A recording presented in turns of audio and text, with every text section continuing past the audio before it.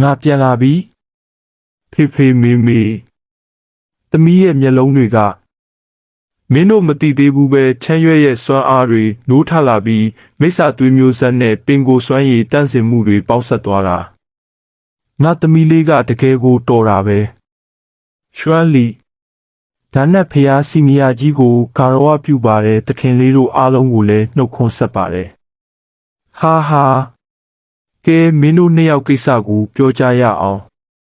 အကိုကြီးမြင်မြန်လက်ထပ်ပြီးမင်္ဂလာပွဲကျင်းပလိုက်တော့ဗျာအကိုကြီးကတန်ရောစင်မရှိကျေးဇူးမသိတဲ့လူမျိုးမဖြစ်သင့်ဘူးနော်ဟုတ်တယ်အကိုကြီးသူ့အပေါ်တာဝန်ယူရမယ်စီကားတိုက်မြိုက်စွာနဲ့ကိုအိမ်ခေါ်တင်ရမှာမကြခင်မှာတာသမီယတနာတွေအများကြီးထွန်းကားပါစေဗျာရှန်ကြန့်ကိုင်းကလူတွေကတကယ်ကိုကျင်နာတတ်ကြတာပဲငါ့ကိုမိစ္ဆာမဆိုပြီးဘယ်သူမှမုန်းမနေကြဘူးကျွန်တော်ရွှမ်းလီကိုလက်ထပ်ချင်ပါတယ်ဆရာကြီးခွင့်ပြုပေးပါဟာဟာခွင့်ပြုတယ်ဆရာကြီးရဲ့ကရုဏာကြောင့်ကျေးဇူးတင်ပါတယ်ဗျာဒါနဲ့ဖျားစီမီယာကြီးရဲ့လမ်းညွှန်မှုအတွက်ကျေးဇူးတင်ပါတယ်ဟွန်း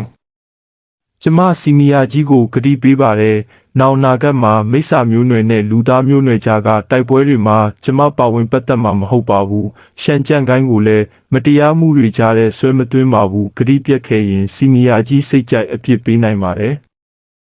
မင်းဒီလိုတွေးပေးနိုင်တာတကယ်ကိုကောင်းပါတယ်ဒါပေမဲ့ကိုတိတ်ပြီးဖီအားတွေမပေးပါနဲ့မင်းမှာနှစ်ဖက်စလုံးရဲ့တန်ရောစင်တွေရှိနေတာမို့ဘယ်ဘက်ကရက်တီရမလဲဆိုပြီးအတင်းအကျပ်ရွေးချယ်စရာမလိုပါဘူးမင်းရဲ့မူလစိတ်ရင်းကိုထိမ့်သိမ့်ပြီးမတရားတာတွေမလုပ်ရင်ရပါပြီမိစ္ဆာမျိုးနွယ်စီကတငယ်ချင်းဆွေမျိုးတွေစီတွားလဲဘယ်သူမှဘာမှပြောမှာမဟုတ်ဘူးမင်းတို့နှစ်ယောက်ရဲ့မင်္ဂလာပွဲကိစ္စကတော့လောလောဆယ်နည်းနည်းတီးခန့်စောင့်ဆိုင်ပေးရလိမ့်မယ်နက်ဖျားเจ้าတို့ကိုအရင်တိုက်ခိုက်အောင်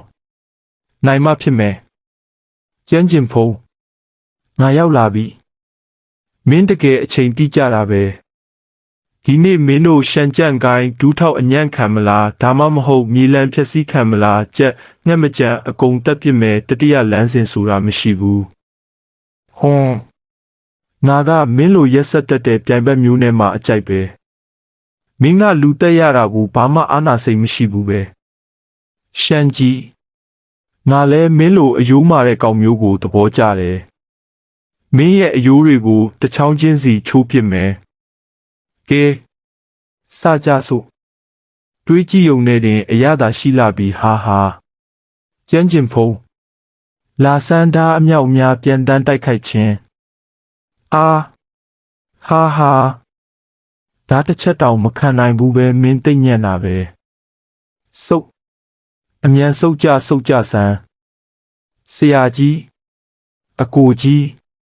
ယူရဲနဲ့မန်ထိုက်ချီတို့ကတော့ဒီအတိုင်းလက်လျှော့သွားမှာမဟုတ်ဘူးမလောပါနဲ့နောက်ထပ်3လလောက်ဆိုရင်ငါတာသနာပေါင်ကိုထူထောင်နိုင်ပြီးအဲ့ဒီအချိန်ကျရင်ဒီစစ်ဗျူဟာကိုဖျက်ဆီးဖို့ကလွယ်လွယ်လေးပါသူတို့ကိုနောက်ထပ်3လလောက်တောင်းကြမ်းခွင့်ပေးထားလိုက်ပါဦးဆရာကြီးကတကယ်စွမ်းထက်တာပဲဆရာကြီးကတကယ်သူရဲကောင်းမဲ့ဗျာ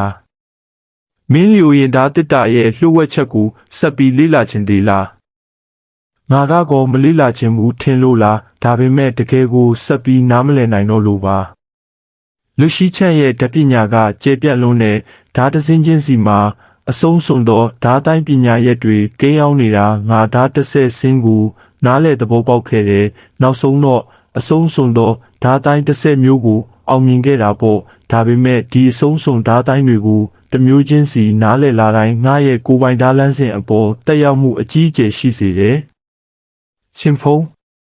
မင်းမာကမွေးရပါဟော်မုန်းသားခန္ဓာကိုယ်ရှိတယ်လေပြီးတော့မင်းရဲ့ဓာတ်တိုင်းပါရမီကလည်းထူးချွန်လွန်းလို့ငါတော့မမီဖို့မလွယ်ဘူးဒါပေမဲ့မင်းဓာတ်လမ်းစဉ်တွေကိုစတင်ဝင်ရောက်ကြတဲ့ကလူရှိချမ်းရဲ့အဆုံးစွန်ဓာတ်တိုင်းတွေကိုလေ့လာခဲ့တာစက်တိုက်ဓာတ်တိုင်း6မျိုးကိုနားလည်သဘောပေါက်ပြီးတဲ့နောက်မှာတော့မင်းပို့ပြီးတော့နားလည်လာလိမ့်မယ်ဒါကကောင်းမလားဆိုးမလားဆိုတာတော့ငါလည်းမသိဘူး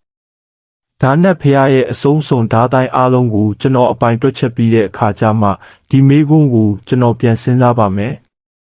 ကျန်းကျင်ဖုံးဒီလောက်အထိအစွမ်းထက်နေတာကိုမြင်ရတော့မင်းအခုနောင်တရနေပြီမလားမဟုတ်ဘူးကျန်းကျင်ဖုံးကလူမိုက်ပဲကျမတို့နတ်ဖះเจ้าတော်ကိုရန်စီရဲတဲ့ပေါ့စောစောနဲ့နောက်ကြတော့သူမြေမြုပ်တကြိုစရာနေရာမရှိပဲတေးရမှာ